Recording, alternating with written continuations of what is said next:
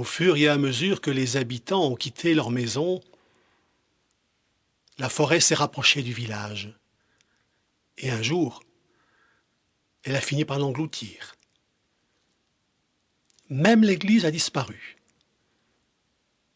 Mais curieusement, il en reste encore le clocher, un clocher mûr, qui se dresse là, dans l'herbe, seul, au milieu de nulle part. Et figurez-vous que, tout en haut de ce clocher, toujours accroché entre les pierres, la vieille cloche est restée en place, comme pour continuer à veiller sur le vieux village. Quelqu'un y a même raccroché une corde qui pend, là, jusque dans l'herbe. Peut-être pour inviter celui qui passerait là, par hasard, à venir la faire sonner. Et qui sait, peut-être ainsi faire ressurgir le vieux village. Parfois, la nuit, la cloche se met à sonner. Alors les vieilles pierres se réveillent et elles se mettent à parler. Et les vieilles pierres se souviennent. Elles se souviennent qu'autrefois, chaque dimanche, le curé, il faisait sonner la cloche de l'église à pleine volée pour appeler ses paroissiens à l'église. Ah, ces paroissiens. En réalité, c'était surtout les femmes et les enfants. Car les hommes, eux, ils restaient dehors, sous le porche, à deviser ensemble, à parler de leur récolte, de la prochaine foire, et surtout du prochain bal, là où ils iraient danser.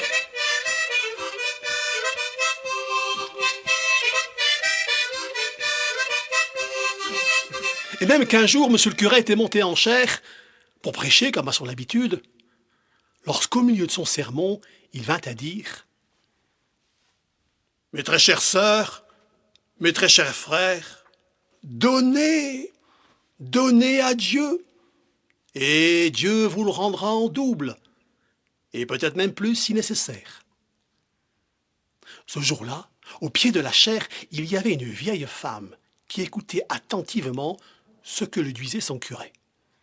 C'est que l'affaire semblait intéressante.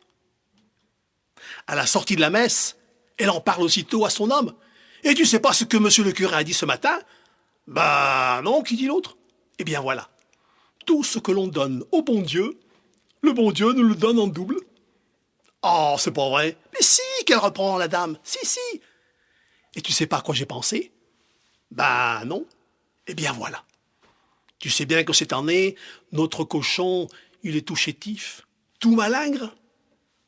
Si on le donnait au bon Dieu, peut-être que le bon Dieu il nous remercierait. Oh ben ma femme, voilà une bonne idée. Et puis, si d'aventure on perd le cochon, ce ne sera pas une grosse perte. » Aussitôt dit, aussitôt fait, notre homme attrape une corde et le voilà parti chez le curé. « Monsieur le curé, je vous rapporte un cochon que vous puissiez le donner au bon Dieu. »« Ah, mon fils, quelle bonne action fais-tu là? Dieu t'en sera reconnaissant. » Dès que le paysan a le dos tourné, le curé, il appelle sa servante pour qu'il aille mettre le cochon dans son étable à côté de son cochon à lui. Et oui, c'est que monsieur le curé, il a un cochon. Oh, vous l'auriez vu, un cochon dodu, ventru. Rien qu'à le voir, on imagine déjà les chapelets de boudin, de saucisses, les côtelettes et les jambons. Dans une basse-cour était logé un dindon l'âme fière qui refusait les grains de blé que lui donnait la fermière. Il avait le dédain des dons, c'était un dindon digne. Il avait le dédain des dons, c'était un digne dindon. Il avait le dédain des dons, c'était un dindon digne.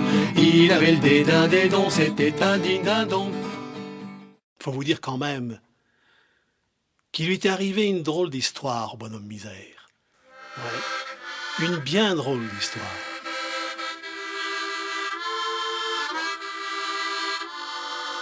Un jour, il y a un vagabond qui est arrivé au village. C'était sur le coup du midi. Bonhomme Misère était en train de préparer son repas devant sa maison. Et il s'arrêtait là, juste devant la maison de Bonhomme Misère. Alors Bonhomme Misère, qu'est-ce qu'il a fait? Eh bien, que vous auriez fait, peut-être vous aussi. Il l'a invité à partager son repas. Ce jour-là, c'était le bon Dieu qui passait au village. Oh, mais personne ne l'a reconnu, hein. Ce jour-là, il n'avait pas mis son auréole, juste son béret comme tout le monde. Plus personne ne savait à qui elle appartenait, cette terre. La seule chose qu'on savait, c'est ce que répétaient les vieux au village. Là-bas, il ne faut pas y aller. Cette terre, elle est maudite. Mais cette année-là, la sécheresse était terrible. On n'était pas encore rendu à la Saint-Jean que tous les blés étaient grillés depuis longtemps sur pied. Et la terre s'était craquelée. On va quand même pas se laisser crever, alors qu'il y a cette terre qui nous tend les bras, qu'il a dit à Mathilde. Alors un matin, il a pris sa faux, il y est allé. Il était à peine rentré dans le champ, avant que sa faux ne s'abatte pour coucher les premières herbes. Au village, tout le monde l'aimait bien, Eugène, même si certains disaient qu'il n'était pas tout à fait fini.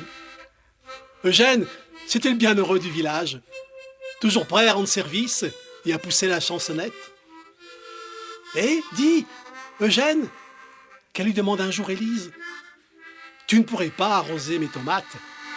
Le soleil les a un peu trop caressées aujourd'hui. Et Eugène, avec son grand regard toujours étonné, lui a répondu « Ben oui, mais... » Avec quoi faut-il puiser de l'eau, chère Élise, chère Élise? Avec quoi faut-il puiser de l'eau? Avec un seau, chère Eugène, avec un seau. Mais le seau, il est troué, chère Élise, mais le seau, il est troué. Eh bien, bouche-le, chère Eugène, bouche-le.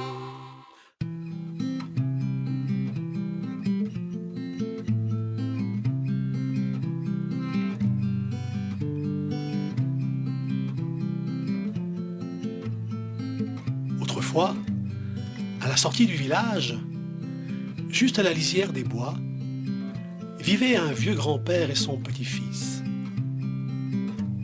Oh, ils n'étaient pas bien riches, ces deux-là. Mais on était à la veille de Noël. Et eux aussi, chez eux, ils voulaient qu'il y ait un petit air de fête. Alors, ils s'étaient mis à préparer des beignets aux pommes. Le garçon épluchait les pommes, les coupait en rondelles, et puis le grand-père les plongeait dans une bassine de pâte, et puis après il les mettait dans une petite casserole d'huile bouillante.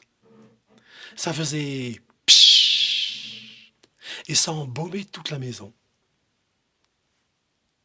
Au bout d'un moment, le grand-père est passé dans la pièce d'à côté pour s'occuper du feu. Le garçon, lui, est resté à la cuisine, à couper les pommes, en regardant la neige tomber par la fenêtre. Et puis, à un moment, il a vu un chien traverser le jardin. Alors, il a entrebâillé la fenêtre et il a jeté un beignet dans la neige, en se disant « Faut bien que ce soit Noël pour tout le monde ». La bête s'est approchée et a dévoré aussitôt le beignet. Et là, le garçon s'est rendu compte que c'était pas un chien. « Grand-père, vite, il y a un loup dans le jardin, vite !» Le grand-père est revenu. Il a décroché son fusil, il est sorti. 2 coups de feu ont claqué. « Je l'ai raté. Il s'est enfui, » qu'il a dit le grand-père en rentrant. Et puis ils se sont remis à préparer leur beignet. Le soir, alors que leur petit réveillon improvisé s'achevait, on frappe à la porte. Le grand-père et le petit-fils se regardent, surpris. Ils n'attendent personne. Et à cette heure-ci, dans ce lieu si éloigné du village, rares sont ceux qui s'aventurent. « On va quand même pas laisser quelqu'un dehors le soir de Noël, » qui dit le grand-père. Alors il se lève et il va ouvrir la porte.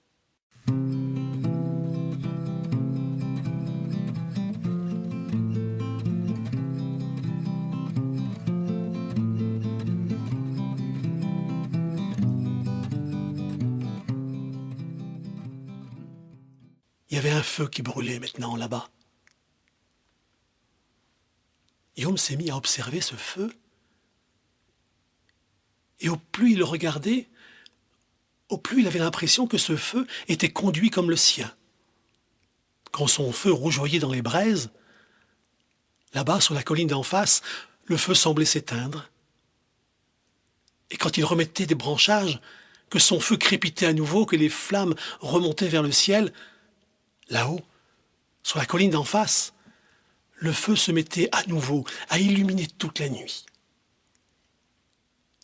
Alors intrigué, Guillaume a décidé d'aller voir ce feu d'un peu plus près.